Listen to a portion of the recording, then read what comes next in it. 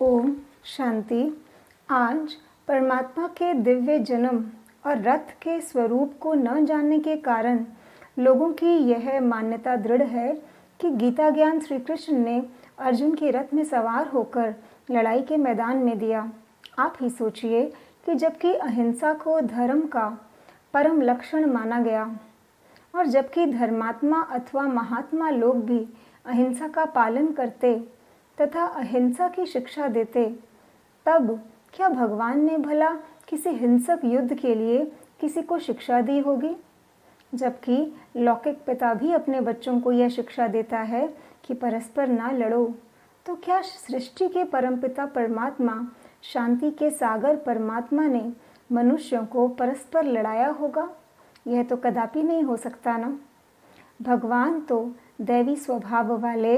संप्रदाय की तथा सर्वोत्तम धर्म की स्थापना के लिए गीता ज्ञान देते हैं और उससे तो मनुष्य राग, द्वेष, हिंसा और क्रोध इत्यादि पर विजय प्राप्त करते हैं। अतः वास्तविकता यह है कि निराकार परमपिता परमात्मा शिव ने इस सृष्टि रूपी कर्म क्षेत्र अथवा कुरुक्षेत्र पर प्रजापिता ब्रह्मा के शरीर रूपी रथ में सवार होकर माया अर्थात विकारों से ही युद्ध करने की शिक्षा दी थी। परंतु लेखक ने बाद में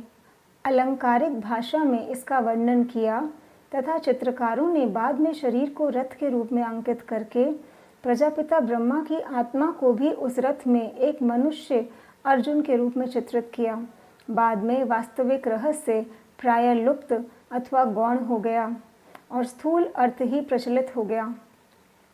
संगम युग में भगवान शिव ने जब प्रजापिता ब्रह्मा के तन रूपी रथ में अवतरित होकर ज्ञान दिया और धर्म की स्थापना की, तब उसके पश्चात कलयुगी सृष्टि का विनाश हो गया और सतयुग स्थापन हुआ। अतः इस सर्व महान परिवर्तन के कारण बाद में यह वास्तविक रहस्य प्राय लुप्त हो गया। फिर जब द्वापर युग के भक्ति काल में गीता लिखी गई, तो बहुत पहले संगम युग में हो चुके इस वृत्तांत का जो रूपांतर व्यास ने वर्तमान काल का प्रयोग करके किया, तो समयांतर में गीता ज्ञान को भी व्यास के जीवन काल में अर्थात द्वापर युग में दिया गया ज्ञान मान लिया। परंतु इस भूल से संसार में बहुत बड़ी हानि हुई है,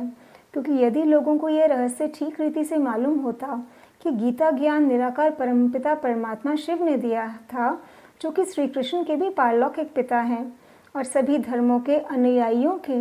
परम पूज्य तथा सबके एकमात्र सद्गति दाता तथा राज्य भाग्य देने वाले हैं, तो सभी धर्मों के अनुयायी गीता को ही संसार का सर्वोत्तम शास्त्र मानते और उनके महावाक्यों को परमपिता के महावाक्य मानकर उनको शिरोधार्य करते और वे भारत को ही अपना सर्वोत्तम तीर्थ मानते तथा शिव जयंती को गीता जयंती तथा गीता जयंती को शिव जयंती के रूप में भी मानते। वे एक ज्योति स्वरूप निराकार परमपिता परमात्मा शिव ही से योग युक्त होकर पावन बन जाते तथा उससे सुख शांति की पूर्ण विरासत ले लेते। परंतु आज उपयुक्त सर्वोत्तम रहस्यों को न जानने के कारण और गीता माता के पति सर्वमान्य निराकार परमात्मा शिव के स्थान पर गीता पुत्र श्री कृष्ण देवता का नाम लिख देने के कारण गीता का ही खंडन हो गया है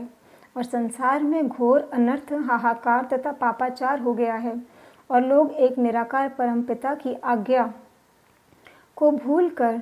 व्यभिचारी बुद्धि वाले हो गए हैं। आज फिर से उपयुक्त रहस्य को जानकर परमपिता परमात्मा शिव से योगयुक्त होने से पुनः इस भारत में श्री कृष्ण अथवा श्री नारायण का सुखदायी